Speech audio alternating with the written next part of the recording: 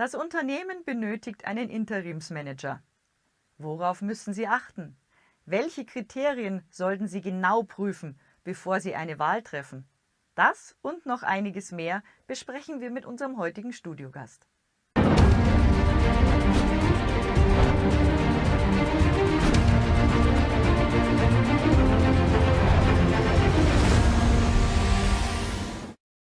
Hallo und herzlich willkommen hier im Ratgeberstudio.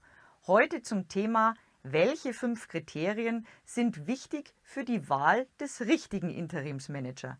Dazu habe ich mir einen besonderen Gast eingeladen, Martin Schneider, Inhaber der Brainforce-Gruppe und Geschäftsführer der Brainforce GmbH Deutschland. Hallo Herr Schneider, schön, dass Sie heute mein Gast sind. Ich freue mich auch sehr, heute bei Ihnen zu sein. Was ist ein Interim Manager? Ein Interim Manager ist einer, der eine Führungsfunktion einnimmt für einen bestimmten Zeitraum und für eine bestimmte operative Verantwortung.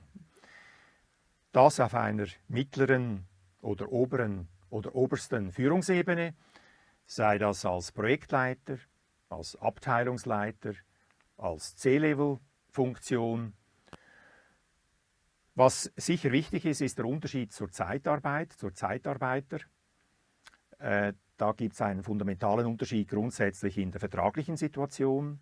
Ein Zeitarbeiter wird in der Regel mit einer Arbeitnehmerüberlassung überlassen, währenddem ein Interimmanager auf Basis eines Dienst- oder Werksvertrags eingesetzt wird. Es ist auch wichtig zu verstehen, dass es echte und unechte Interim-Manager gibt. Ein echter Interim-Manager ist einer, der das seit Jahren macht und wirklich unabhängig und mit Unvoreingenommenheit an neue Mandate herangeht. Ein unechter Interim-Manager ist eine Führungskraft, die vielleicht die Stelle verloren hat und jetzt arbeitssuchend ist und denkt, dass er mit einem Interim-Mandat die Zeit überbrücken kann. Mit diesem Mindset allerdings wird der Spielball der Politik im Unternehmen vom Tag 1 an. Und er wird nicht den gleichen Erfolg haben, wie wenn es eben ein unabhängiger, unvoreingenommener Interim-Manager ist. Ja, Herr Schneider, das war ja schon eine ganze Menge zum Anfang. Aber welche konkreten Kriterien sind denn nun bei der Auswahl von einem echten Interimsmanager als Kandidat wichtig? Es ist, glaube ich, ganz wichtig, dass die Passgenauigkeit hoch ist, sehr hoch ist. Er muss eine relevante Erfahrung mitbringen, sei das in einer Change-Situation, sei das in einer Wachstumssituation, sei das für eine Überbrückungssituation.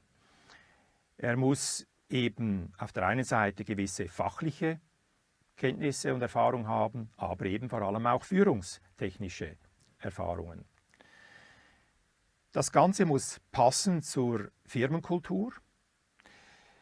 Jedes Unternehmen ist anders und vor allem auch im verschiedenen kulturellen Umfeld anders, sei das in der Schweiz, in Deutschland, in anderen Ländern, in Übersee. Da ist sicher auch der Faktor Sprache spielt eine große Rolle. Es kann aber auch sogar Dialekte sein, die irgendwo einen Unterschied machen.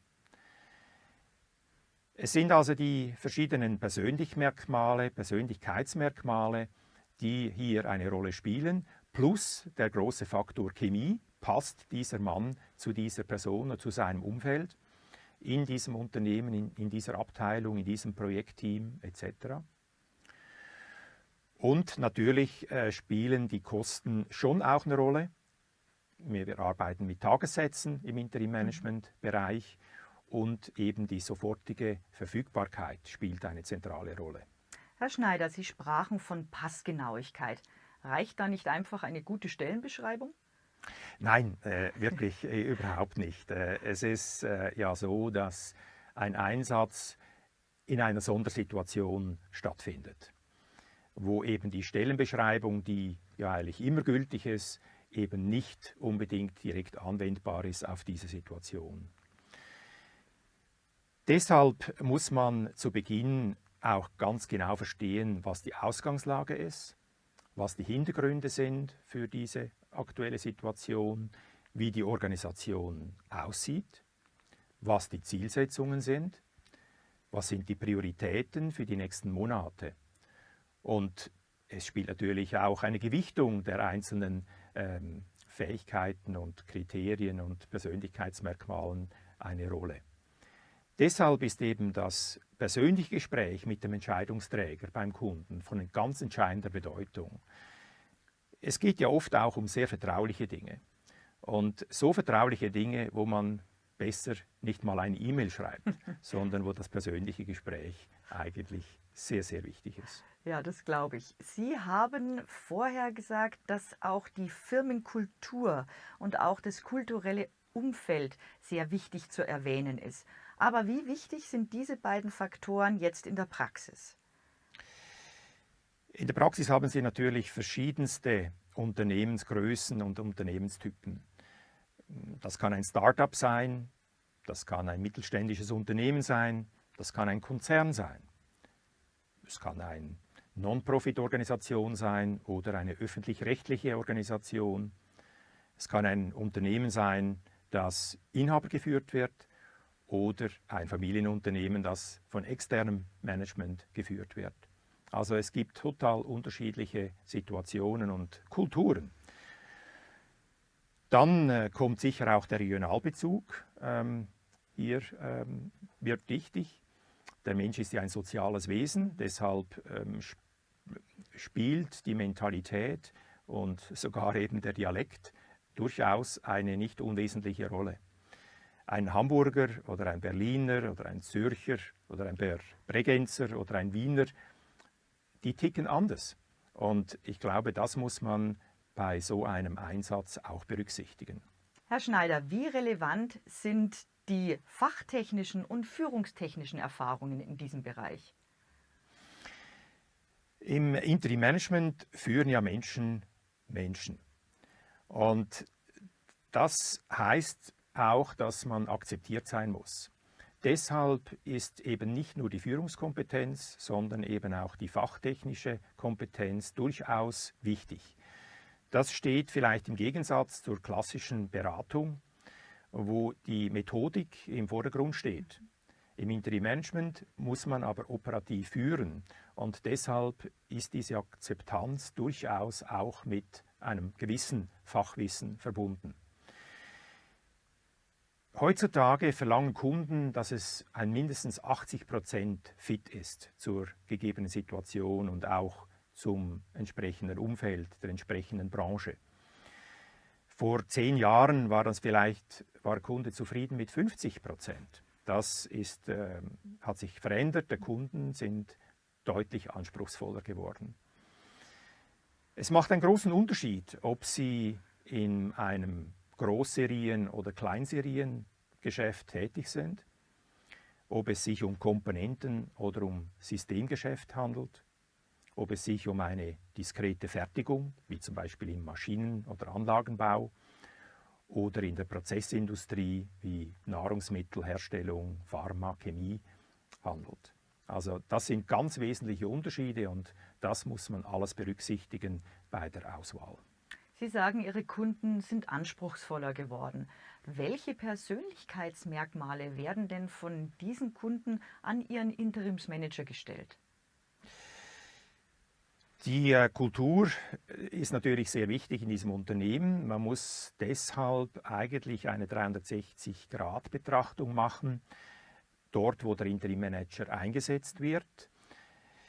Man muss die entsprechenden Menschen verstehen, die dort tätig sind. Und letztlich ist die Auswahl eine Kombination von Fakten, aber eben auch einem Menschenverständnis und auch intuitiven Elementen. Sich auf Tools abzustützen, da glaube ich nicht dran, weil es geht hier um Menschen, die führen und das lässt sich nicht so einfach in Tools abbilden. Generell als Merkmale würde ich sagen, ist die hohe Authentizität wichtig. Eine emotionale Intelligenz, ein sehr gutes Auftreten grundsätzlich, eine Kommunikationsfähigkeit auf allen Stufen, sei das jetzt auf dem Shopfloor oder bis zum Aufsichtsrat oder Verwaltungsrat. Er muss sehr lösungs- und ergebnisorientiert denken und handeln. Die erfolgreichsten Interim-Manager haben auch eine sehr positive Ausstrahlung, sind sehr gewinnend. Ganz wichtig natürlich die Verbindlichkeit. Ein Interim-Manager muss fördern und fordern. Er muss sehr, sehr konsequent sein. Es darf nicht einer sein, der die Probleme vor sich herschiebt, sondern er muss sie hands-on anpacken.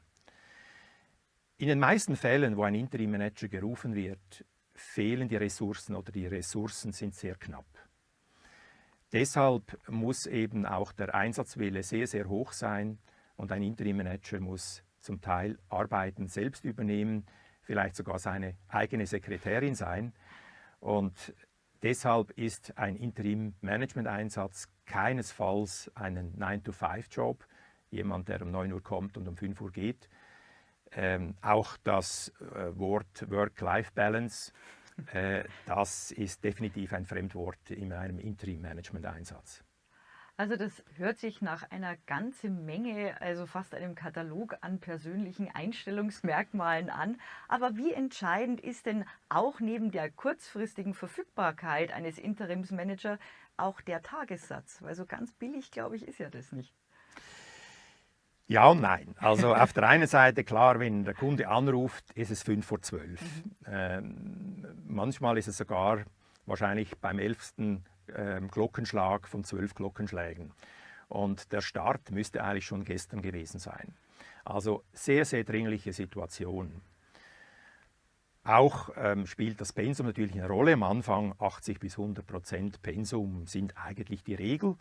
Das kann unter Umständen je nach Funktion sich auch bei 40-60% Pensum einpendeln nach einigen Wochen oder Monaten. Aber es gibt auch Mandate, die über 9 Monate bei 100% liegen.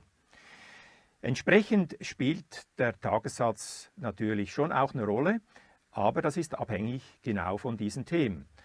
Es gibt eine Faustregel, die wurde auch entwickelt von den verschiedenen Providerverbänden.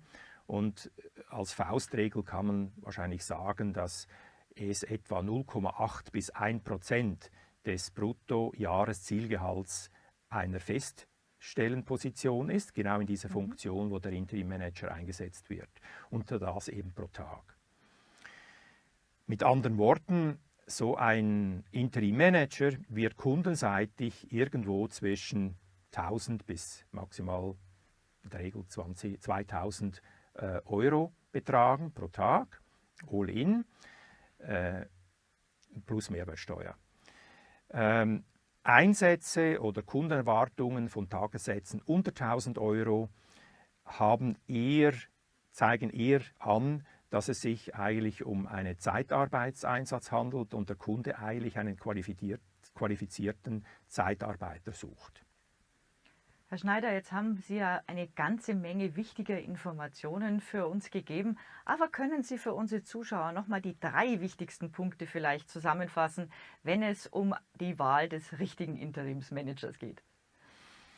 Ja, ich würde gerne, also als ersten Punkt würde ich nochmal sagen, es ist wirklich ganz wichtig, dass man das spezifische Anforderungsprofil für die nächsten Monate kennt.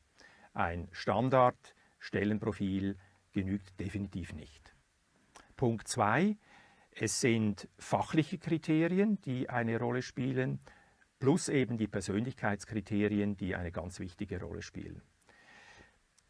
Das muss zur Firmenkultur passen und es muss zu den Menschen passen, die dort arbeiten. Drittens, der Preis ist natürlich spielt eine wichtige Rolle. Es ist eigentlich eine Investition, weil Sie kriegen einen echten Mehrwert durch den Interim-Manager. Und ich glaube, es ist wichtig, und auch aus meiner Beobachtung war, zu sagen, dass eben der billigste kaum der beste ist. Herr Schneider, wenn unsere Zuschauer jetzt noch spezielle Fragen haben oder eben auch eine Beratung durch Sie wünschen, wohin dürfen die sich wenden?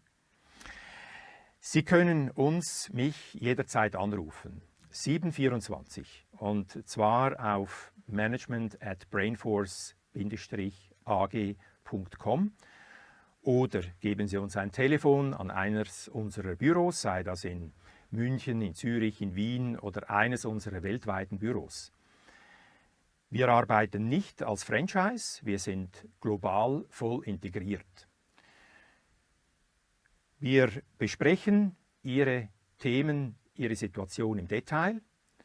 Daraus aufbauend werden wir Ihnen innerhalb von 2 bis 3 Tagen Kandidatenprofile unterbreiten von Kandidaten, die eben passen und die auch kurzfristig einsetzbar sind. Und entsprechend können Sie diese Kandidaten kennenlernen, bei einer persönlichen Präsentation und entsprechend entscheiden. Und am nächsten Tag oder nächste Woche kann eine dieser Personen dann bei Ihnen starten. Dann bedanke ich mich, Herr Schneider, dass Sie heute Gast bei mir im Studio waren. Und bei Ihnen, liebe Zuschauer, ist es bei Ihnen im Unternehmen 5 vor 12 und Sie benötigen einen Interimsmanager? Wenn Sie Fragen dazu haben, dürfen Sie die natürlich auch gerne unten in die Kommentare stellen. Ich verabschiede mich bei Ihnen bis zum nächsten Mal hier